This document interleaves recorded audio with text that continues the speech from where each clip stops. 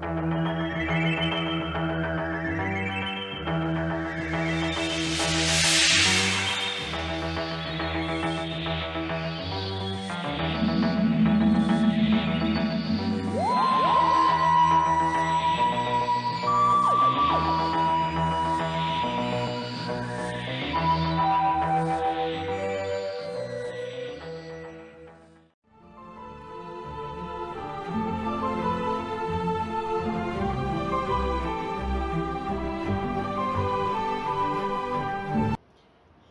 Whovians, welcome to my review of Doctor Who, The Mind Robber, starring Patrick Troughton as the second Doctor. So, The Mind Robber, this is the second story of the 6th season of Doctor Who, which is also the third and final season for Patrick Troughton. Okay, so, The Mind Robber, the story of this story. It's quite a big story. To escape from the volcanic eruption on Dulcus, the second Doctor uses an emergency unit. It moves the TARDIS out of normal time and space. The travellers find themselves in an endless void where they are menaced by white robots. Having regained the safety of the TARDIS, they believe they have escaped until the ship explodes. They find themselves in a land of fiction where they are hunted by life-size clockwork soldiers and encounter characters like Rapunzel, the Carcass, and Swift's Lemuel Gulliver. The domain is presided over by a man known only as the Master, a prolific English writer from 1926, who in turn is controlled by a master brain computer. The Master is desperate to escape and wants the Doctor to take his place, while the master brain plans to take over the Earth. So that's essentially it, really. Bit of a long-winded explanation, but there you go. The Master, not as in the Time Lord Master, as just the Master of fiction. He's not a Time Lord, not the Time Lord we know and love. The Mind Robber. Fan-fucking-tastic.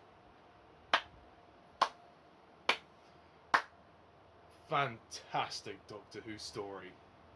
I am absolutely blown away. This story floored me. All 5 parts of this story are perfect. This is what I'm talking about. This is quite possibly my favourite Patrick Troughton Doctor Who story so far. It's just so good. It is so good on many levels. I mean, let's start where it starts. The script for this story, the plot is so clever, and what I love about this is the sense of mystery throughout the story.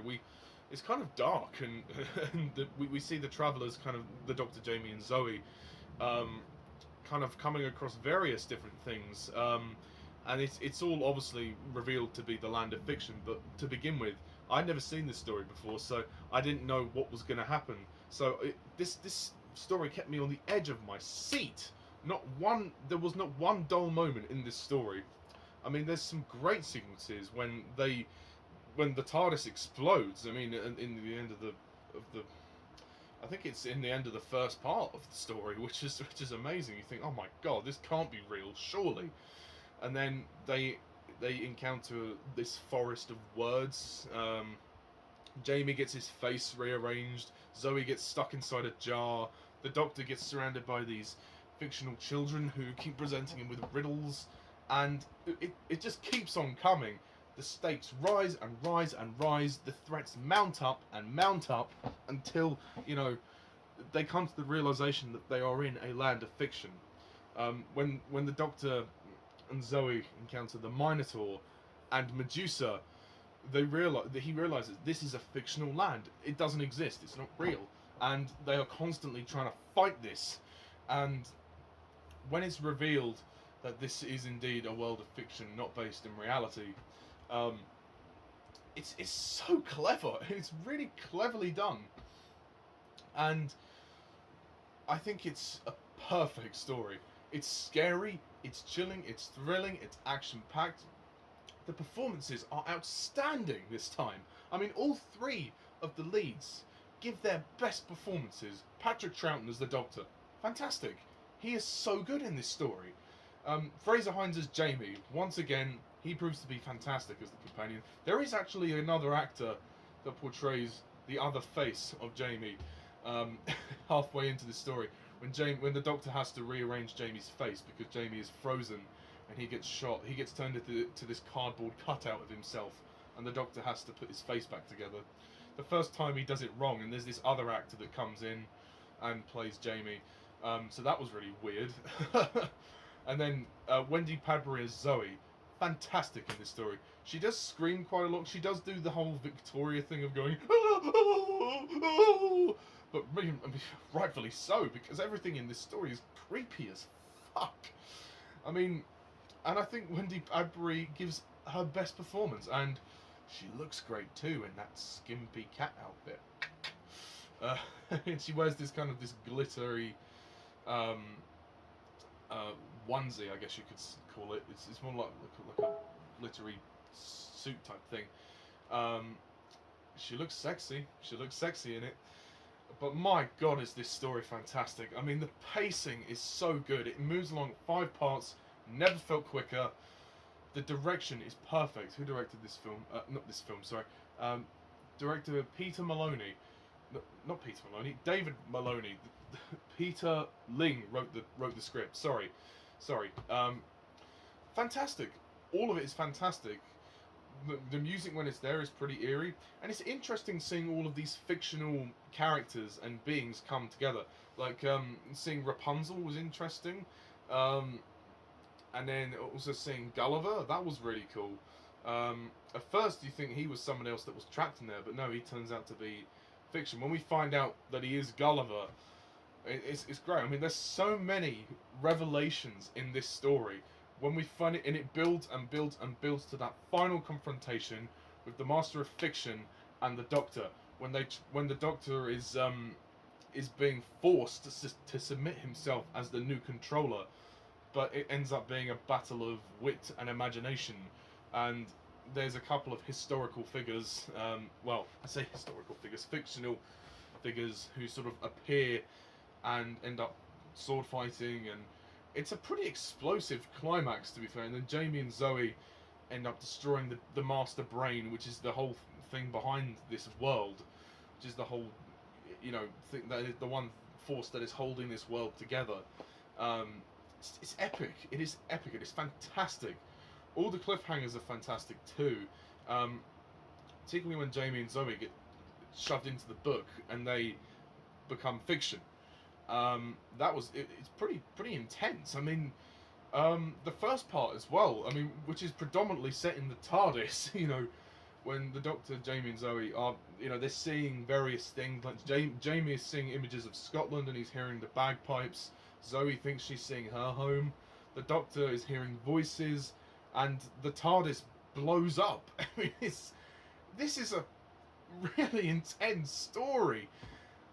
There's also this guy that comes in, this comic strip wrestler guy, known as the Carcass. He was good, although my one tiny nitpick, his costume just did not look right.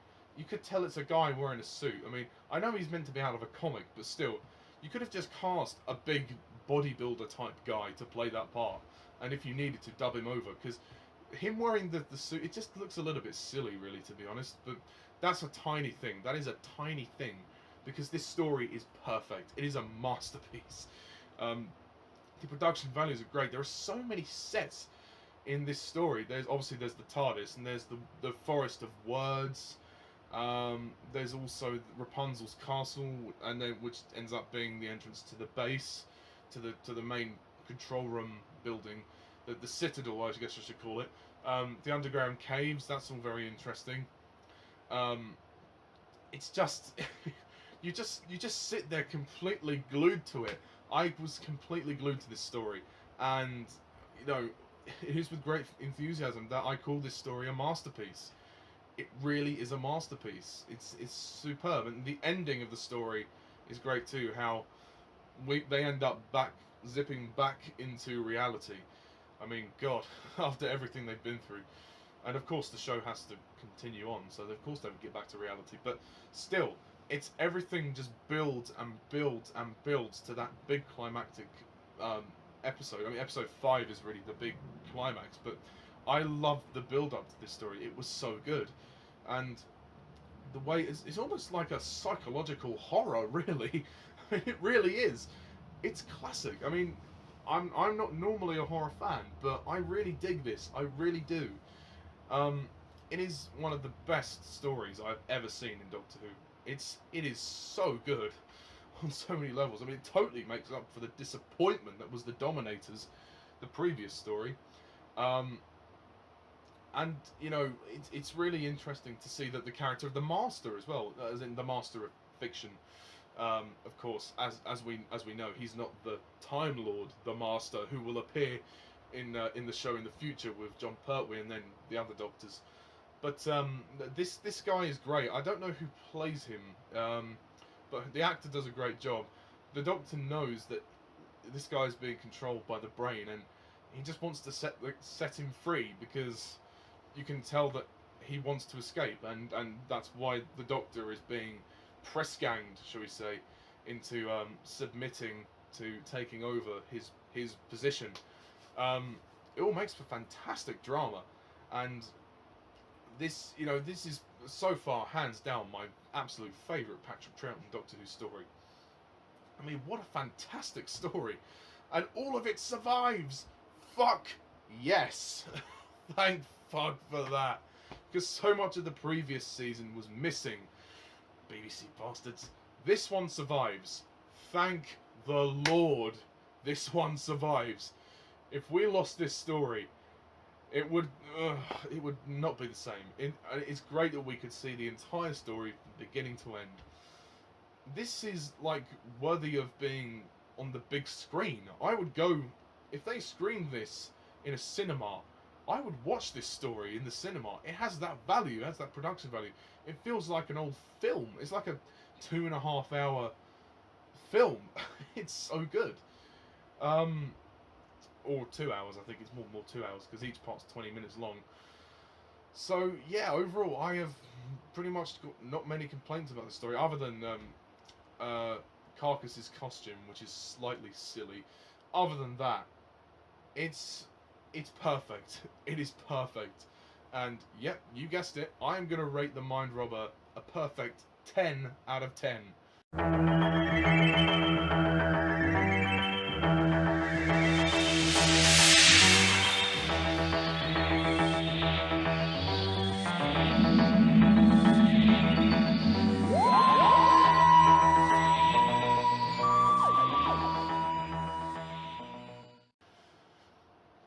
Seriously, BBC, well done. Absolutely well done. Peter Bryant, well done. It is, you know, hands down, you floored me with this story. I mean, I'll be damned if the next story is as good as this, which it probably won't be, but there we go. We'll see. Okay, so that's my review of The Mind Robber. So next time we move further into the 3rd season with The Invasion.